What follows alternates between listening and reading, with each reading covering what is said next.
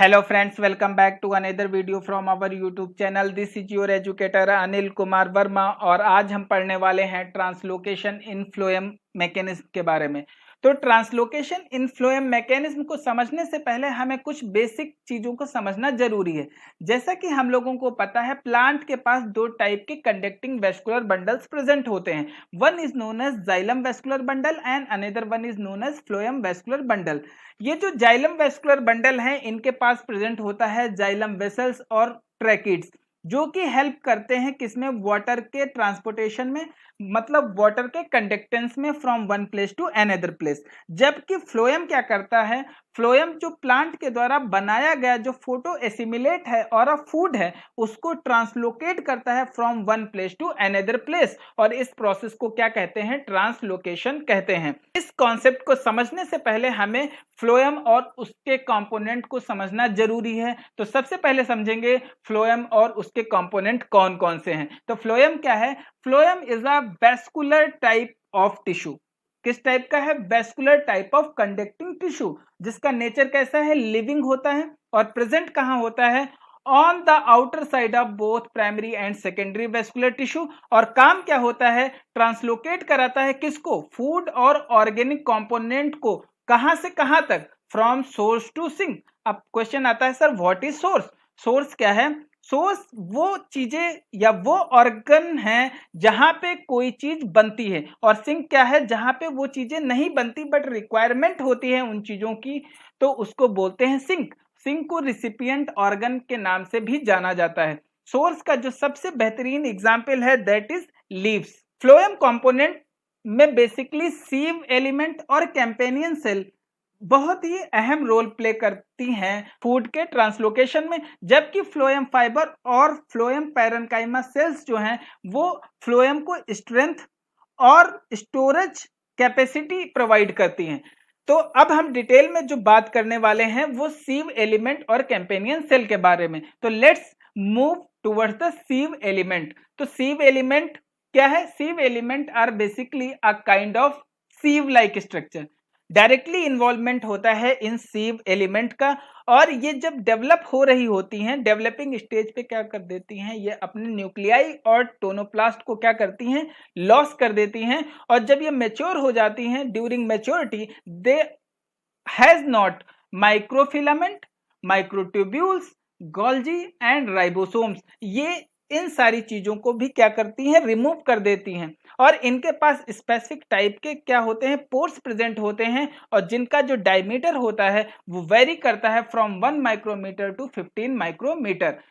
जैसा कि हम लोगों को पता है, अर्थ पे दो टाइप के सीड प्लांट्स प्रेजेंट हैं। One is angiosperm, that is also known as flowering plant, and another one is gymnosperm, that is also known as non flowering plant। इनमें क्या है, सीव एलिमेंट के कुछ स्पेसिफिक कैटेगरीज प्रेजेंट होती हैं, कुछ modifications होते हैं इन दोनों में। तो इस चीज को समझते हैं। सबसे पहले हम बात करेंगे एंजियोस्पर्म के बारे में और अ फ्लावरिंग प्लांट के बारे में।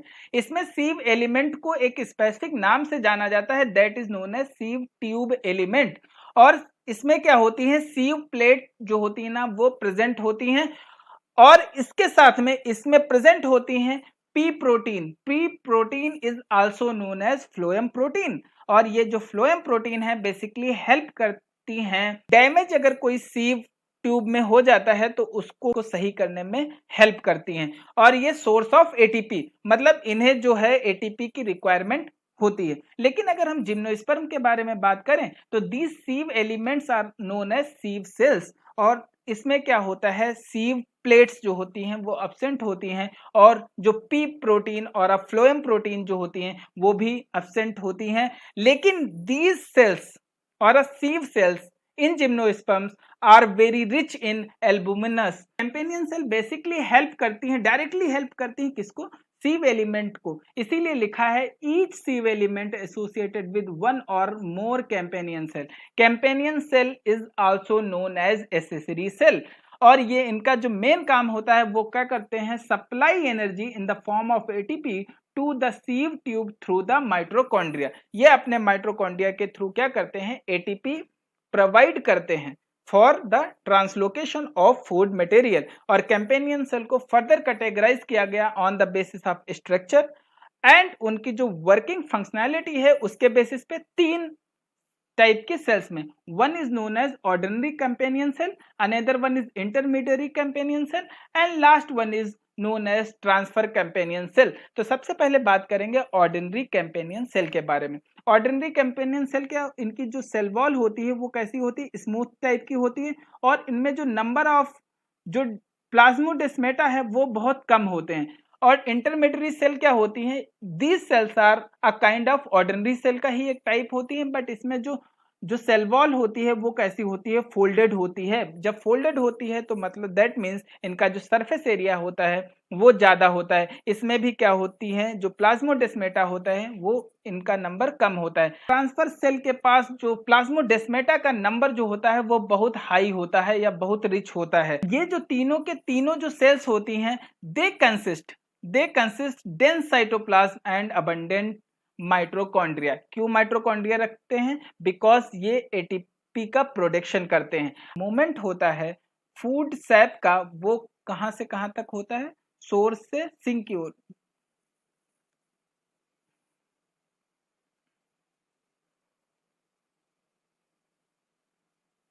ओके, अब हम समझते हैं सोर्स और सिंक के पैटर्न के बारे में। सोर्स क्या है और सिंक क्या है। जैसा कि हम सभी को पता है कि जो फूड सैप होता है वो उसका जो मोमेंट होता है वो एवरी डायरेक्शन में होता है। एवरी डायरेक्शन में होता है मतलब वो अपवर्ड मूवमेंट भी करता है, डाउनवर्ड मूवमेंट भी करता है और लेटरल मूवमेंट भी करता है। लेकिन एनसीईआरटी में जैसा लिखा हुआ है, जो food SAP of phloem translocated in by directional, तो ये ध्यान देने वाली बात है, यहाँ पे इस चीज को मार्क कर लेंगे और अगर क्वेश्चन में आएगा तो हम लोग बाई डायरेक्शनल ही टिक करेंगे। और मूवमेंट जो होता है हमेशा सोर्स से सिंक की ओर होता है, सोर्स से सिंक की ओर होता है। लेकिन कभी कभी ये जो सिंक है ये एक्ट करता है सोर्स की तरह। Phloem translocation is not dependent on gravity. लिखा है कि जो फ्लोएम का जो ट्रांसलोकेशन होता है वो ग्रेविटी पे डिपेंड नहीं होता। In other words we can say that phloem translocation is independent to the gravity. Gravity का कोई फर्क नहीं पड़ता। क्यों नहीं फर्क पड़ता, इसको समझते हैं। देखो यार, सिंपल सी बात है, अगर प्लांट में हम बोल रहे हैं कि जो फ्लोएम का जो मूवमेंट है वो बाई डायरेक्शनल है, मतलब अपवर्ड मूवमेंट भी होता है और डाउनवर्ड मूवमेंट भी होता है। अब अपवर्ड और डाउनवर्ड मूवमेंट दोनों होता है, अगर ग्रेविटी का कोई इफेक्ट पड़ता तो हमेशा डाउनवर्ड मूवमेंट ही होता। अब हम समझते हैं सोर्स के बारे में। सोर्स को एक और नाम से जाना जाता है, that is known as exporting organ. Exporting organ क्या होते हैं इसके बारे में समझते हैं। देखो, एक्सपोर्टिंग ऑर्गन वो होते हैं जिनके पास कैपेबिलिटी होती है कुछ बनाने की, कैपेबिलिटी होती है कुछ बनाने की। मतलब वो अगर फूड को सिंथेसिस कर रहे हैं, अगर वो फूड का सिंथेसिस कर रहे हैं तो उसमें से कुछ एनर्जी को खुद के डेवलपमेंट में यूज कर लेंगे, लेकिन और जो बची हुई एनर्जी है उसको क्या करेंगे, ट्रांसफर कर देंगे। फॉर एग्जाम्पल, जैसा कि लिखा हुआ mature leaves that are capable of producing photosynthate in the excess of their own need. ठीक है, बात समझ में आई। फिर क्या है, storage organ also act as a source. देखो, कुछ ऐसा भी होता है जैसे कि अगर शुगर बीट के बारे में बात करें तो वो भी क्या है, एक सोर्स के रूप में यूज होता है। स्टोरेज ऑर्गन है वो भी एज अ सोर्स यूज किए जाते हैं। अब हम सिंक के बारे में बात करें। सिंक क्या है, सिंक के पास सिंपल सी बात है, सिंक क्या है, नॉन फोटोसिंथेटिक ऑर्गन्स होते हैं। जब ये नॉन फोटोसिंथेटिक ऑर्गन है तो सिंपल सी बात है ये अपना फूड नहीं बना पाते। लेकिन जैसा कि हम लोगों को पता है, each and every cell wants energy for their growth and development. सबको चाहिए ग्रोथ एंड डेवलपमेंट के लिए एनर्जी, तो वो एनर्जी कहां से मिलेगी, वो सोर्स से मिलती है। फॉर एग्जाम्पल, रूट है, ट्यूबर्स है, developing fruit and immature leaves जो है, ये क्या है, ये एग्जाम्पल है सिंक के। अब हम समझते हैं with the help of this figure. जैसा कि इस फिगर में सोर्स के लिए दिखाया गया है, क्या एसिमिलेट्स है। ये कैसा एसिमिलेट है, ये फोटो एसिमिलेट्स हम बोलेंगे इसको। क्यों फोटो एसिमिलेट्स, बिकॉज जो ये एसिमिलेट बना with the help of photosynthesis, that's why we called this assimilate as a photo assimilate. और इस फोटो एसिमिलेट को क्या कराया गया, फर्दर वेस्कुलेचर कराया गया, मतलब with the help of phloem क्या कराया गया, एलोकेशन कराया गया, मतलब एक प्लेस से दूसरी प्लेस तक भेजा गया। कहाँ, किसके लिए? यूटिलाइजेशन के लिए। यूटिलाइजेशन के लिए कहाँ जाता है ये जो फूड मटेरियल था? ये जाता है सिंक में, जहां पे किसी भी सेल का ग्रोथ एंड डेवलपमेंट परफॉर्म होता है। आई होप कि ये pattern of translocation source to sink समझ आया होगा। अब हम बात करते हैं mechanism of translocation in phloem. ये एक मेन और अहम पार्ट है। क्या है? Mechanism of translocation in phloem, जिसको समझने के लिए हमें एक मॉडल के बारे में समझना पड़ता है और हाइपोथेसिस के बारे में समझना पड़ता है। That hypothesis is known as the pressure flow model और द प्रेशर फ्लो हाइपोथेसिस। और इस हाइपोथेसिस को सबसे पहले प्रपोज किया था मुंच ने इन द ईयर 1926, और इसका एक दूसरा नाम है that is known as mass flow hypothesis. इसको हम समझेंगे लास्ट में क्यों इसको मास फ्लो हाइपोथेसिस कहा जाता है। ये जो हाइपोथेसिस थी ये क्या थी? Most accepted type of hypothesis थी। इस ये हाइपोथेसिस क्या कहती है? ये हाइपोथेसिस कहती है flow of phloem sap in the sieve element is driven by a osmotically generated pressure gradient between source and sink.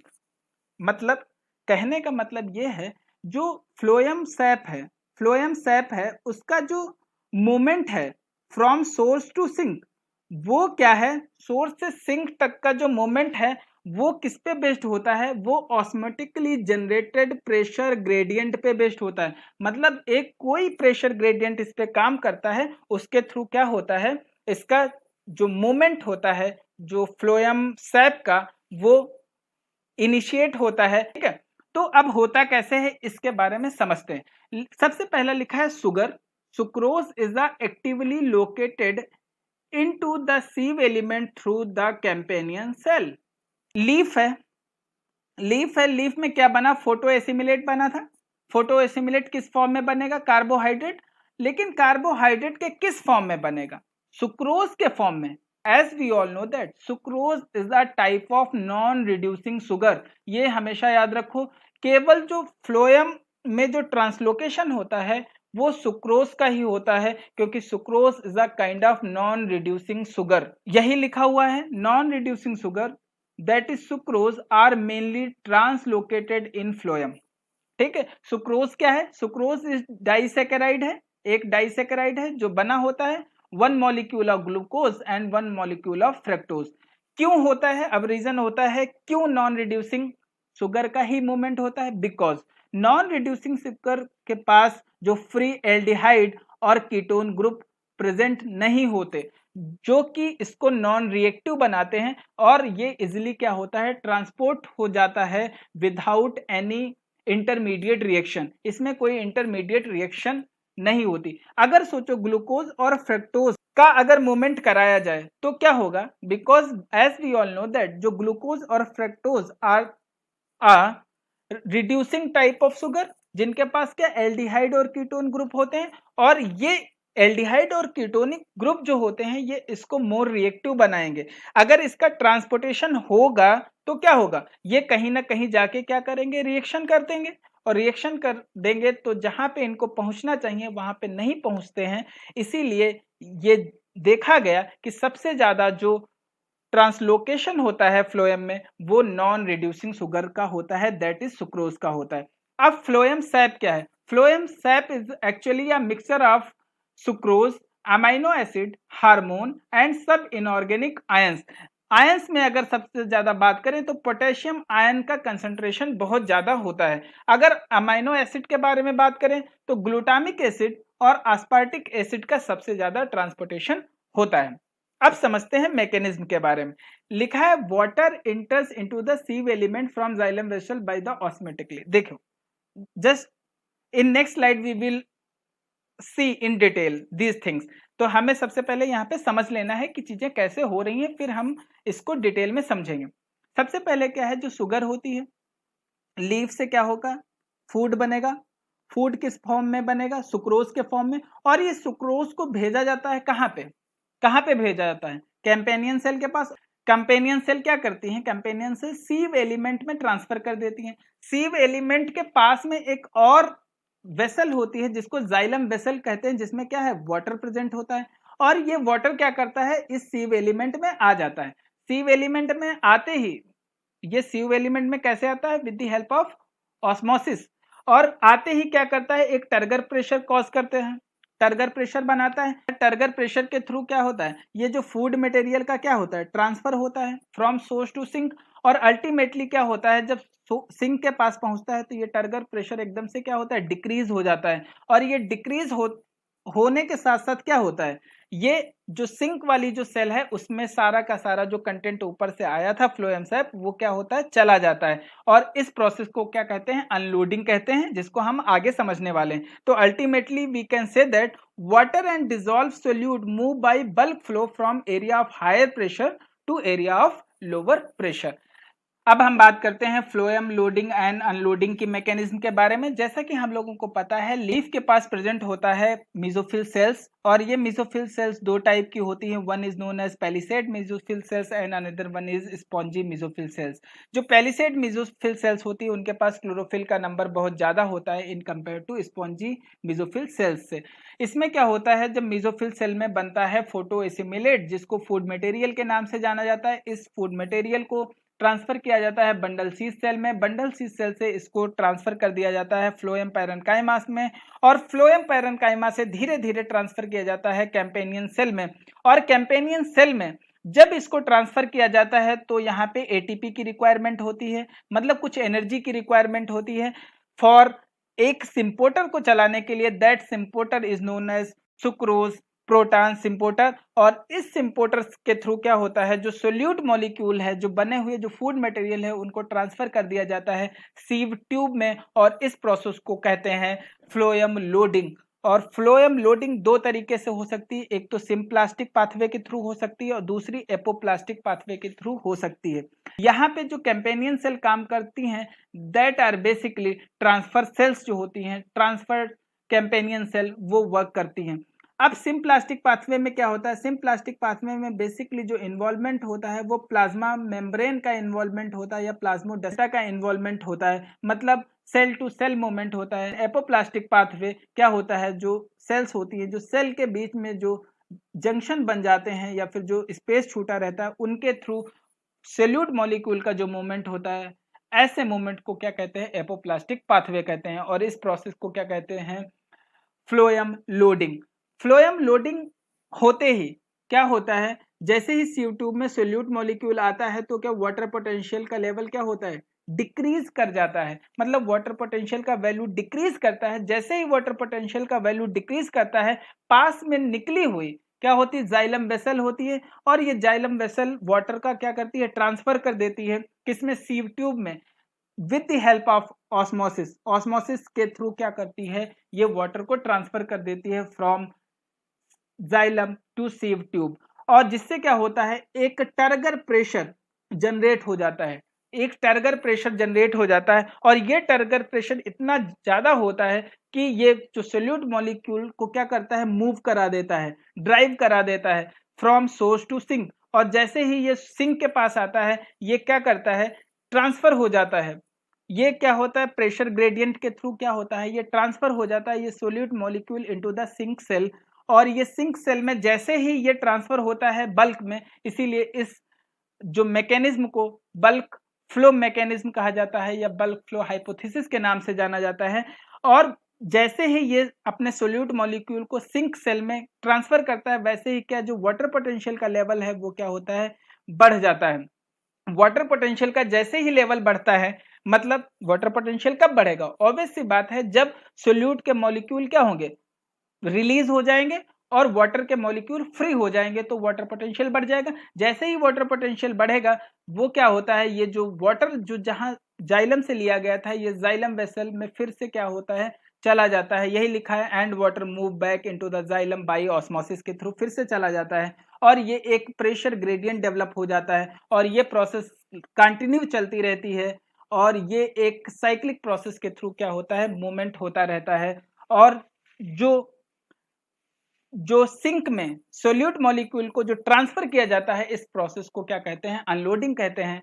यहाँ पे दो चीजें जानने वाली हैं, एक तो ये एटीपी डिपेंडेंट प्रोसेस है, कहाँ पे, जब कैंपेनियन सेल से सीव ट्यूब में सोल्यूट के मॉलिक्यूल को ट्रांसफर किया जा रहा है, तो और जिससे क्या कॉज होता है, हाई टर्गर प्रेशर कॉज होता है, और जो सिंक सेल के पास जो प्रेजेंट टर्गर प्रेशर है उसमें काफी डिफरेंस आ जाता है, जिससे क्या एक प्रेशर ग्रेडियंट कॉज होता है, और ये प्रेशर ग्रेडियंट हेल्प करता है सोल्यूट मॉलिक्यूल के रिलीज कराने में। आई होप कि सबको समझ आया होगा।